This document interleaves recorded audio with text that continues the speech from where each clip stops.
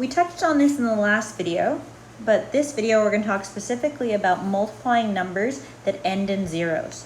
This is a really nice little trick with multiplication.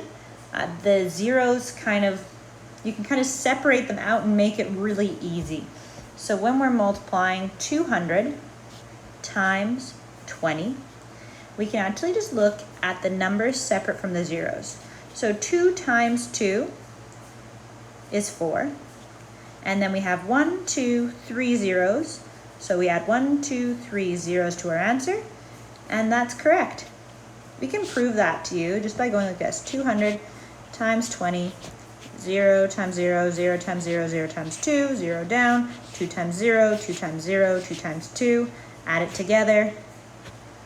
Obviously, this first way was a lot faster. So we multiply the whole numbers and then just add on all the zeros. So in this one, we're doing 70,000 times 20. So I know that 7 times 2 is 14.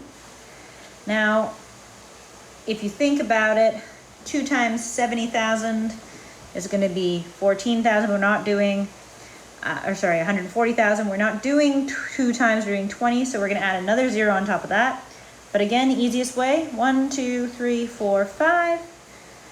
I'm going to go 1, 2, 3, 4, 5. There's my commas. So it comes out to 1,400,000. And one last example, 4 times 70. First, I think about what 4 times 7 is, 28. I look and see how many zeros, just one, 280. Good luck with the section.